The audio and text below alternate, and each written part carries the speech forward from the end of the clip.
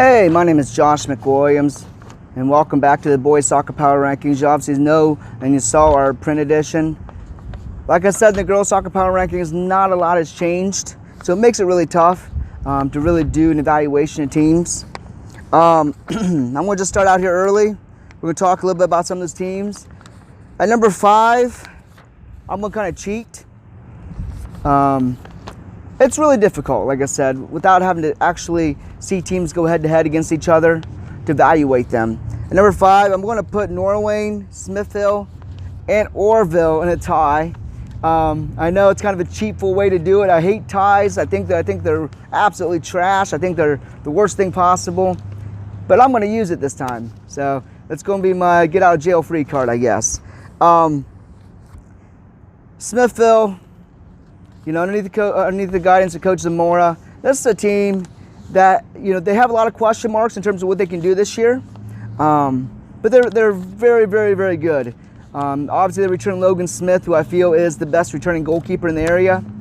What they have in front of Logan, that's the question mark. And that's the thing that, you know, many people are still asking questions. You know, what do you have? What are you going to do to create more offensive weapons, more offensive chances at the offensive end?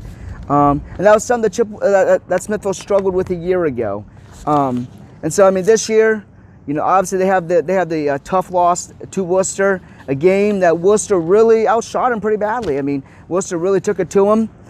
The score may indicate the score was closer than what the shot chart would indicate. But you know what? It's what I call a good loss for Smithville in terms of you need to be playing that upper level competition. Smithville has turned around. They've beaten Rittman and they've beaten Triway. We're still looking to see here soon. Smithville should get tested here in the league. You also have Norwayne, who obviously, you know, they lost Jacob Graham. They returned the younger Graham. This is a team that lost to Central Christian. They lost to Canton Central Catholic, who is 2-1 in the year. Central Catholic lost to Perry 1-0 on a penalty kick. So obviously, it's two highly quality losses. They had a tie with Norton, a very physical team. They defeated Northwestern 7-1.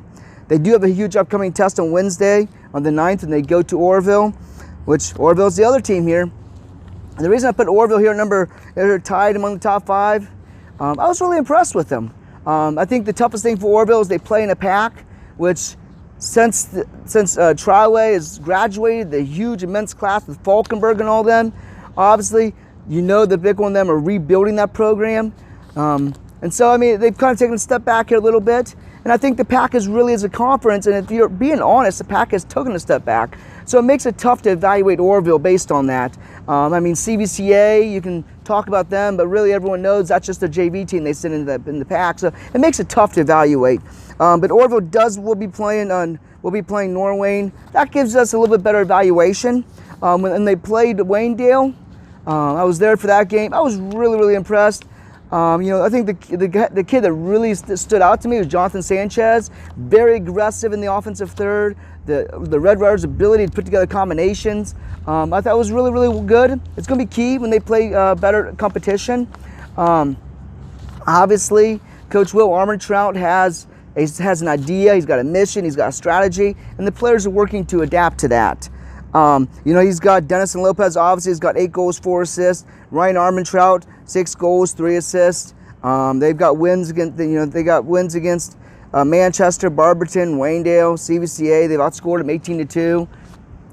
Like I said, we're looking forward to seeing you know, the Red Riders, you know, see how they fare as they get tested by league opponents such as, you know, Norwayne, and just see how they fare against those teams. I mean, that's really where you begin to find out the type of team you have when you face teams that are well coached, when you face teams that have a history of being very disciplined on defense, because that's when you find out what you need to do to continue to improve. And like I said, your Red Riders, they're very, very good. At number 4, I got your Chippewa Chips. Nick Long has really stepped up. He's so far has scored 8 goals and 3 assists. The big thing here for Chippewa, we're looking to see them get tested. They do play Smithville on the Tuesday the 15th, and they play Norwayne on the 19th. So, you know, for the Chips, they got some big matches coming up. We're going to find out exactly the mettle of that team. Garrett Hilliard, Carson Hutzel, both have racked up 7 points with 3 goals and 1 assist apiece. You obviously remember, congratulations. I should take a few minutes here to congratulate Carson Hutzel, sister Callie Hutzel, becoming the first brother-sister combination ever at Chippewa High School to score the first goal in the respective games. Callie plays for the girls. Congratulations to the Hutzel family. That's pretty cool. You have Central Christian, number 3. 3-1 with wins over Norway and Mansfield Christian Triway. They did lose to Buckeye 1-0. Central over the years has really set the bar for a lot of our area teams. I know they lost a lot of players, but the reality is you're talking Alex Steiner, talking Central Christian, and what does Alex Steiner and what does Central Christian have in common in just what they do? What is their history? What is their trend? They're very consistent. They're fundamentally sound, they're technically sound, and they have very, very, very good high IQ players. This is no different. You got Caden Schrock. All you got here is the last name. You know his brother Logan Schrock. You know Caden's smart. You know Caden knows the game. That's a big key. Obviously, Dallas Hosteller and Adam Hosteller so far really stepped up big for the team. I kind of had an idea both of them could score. They scored a year ago. They did it at a very high rate. They delivered in big games. So these are 2 young men that have been known to do this. So I don't think Central is as far back as people think they are.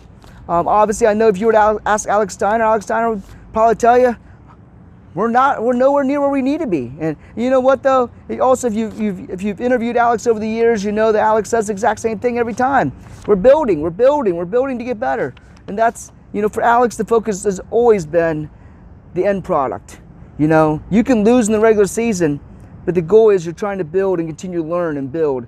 And that's what he does so well, and it's a big reason why he's got such a great program. Number 2, your Highland Hawks.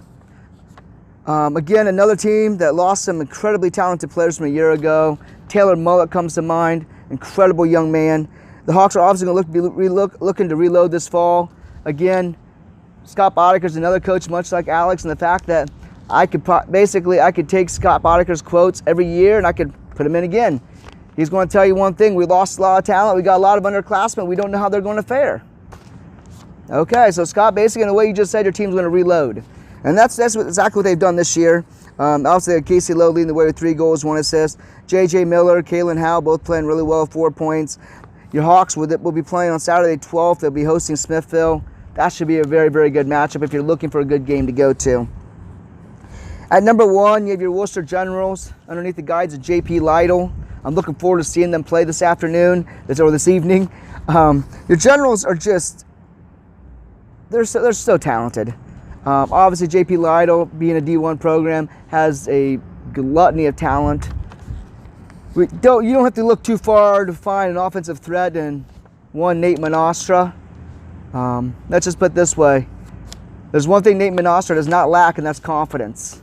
The young man is extremely, extremely confident, and 2, he can back it up. That's probably the 2 biggest things you're looking for in a player. Nate Monastra is the one kid that could potentially, he can win a one-on-one. He's much like Andrew Martinez. He can win one-on-one.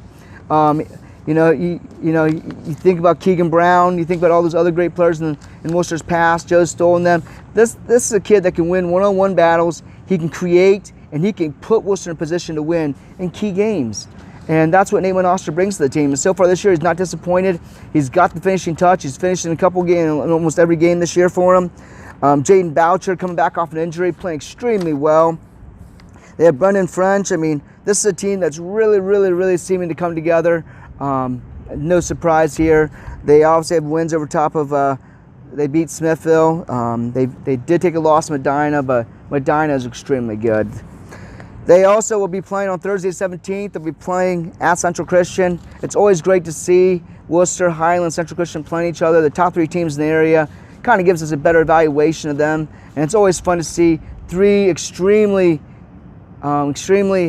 talented with coaches that have just an immense amount of knowledge of soccer, all scheming against each other and scheming about ways how they can defeat each other. And if you're an area coach, those are the games you want to scout, because if you want to find a way to beat Central Christian, a way to beat Highland, a way to beat Worcester, why not watch the 3 best minds scheme against each other? It gives you an idea. once again, you got to have the ability to implement what these guys do. And a lot of teams in the area just simply do not have that. But it's a good idea. There's things you can build off of, things you can try. So obviously with the power rankings, it's really early in the season. There's obviously a lot of room for teams to make runs. I would not be surprised to see Orville Red Riders make a run in the power rankings a little bit. Like I said, this is a very, very, very good Red Rider team. I can't emphasize that enough. Your Northern Wayne Bobcats also are extremely, extremely talented at #5. And your Smithville Smithies. I mean, who knows? Obviously, those teams are all going to play each other here at some point. That's what makes it fun, and we'll get some separation at that point as well. The Northern Wayne Bobcats, obviously extremely well coached by Jake Zimmerly. You know what you're going to get from Jake Zimmerly. And that's another big part of the reason why Northern Wayne is where they are. Like I said, just want to thank everybody for watching this. Definitely best of luck to all of you guys this fall as the season goes on. Stay safe out there. Keep scoring goals. And let's have some more fun local pitches. And I'll be seeing you soon.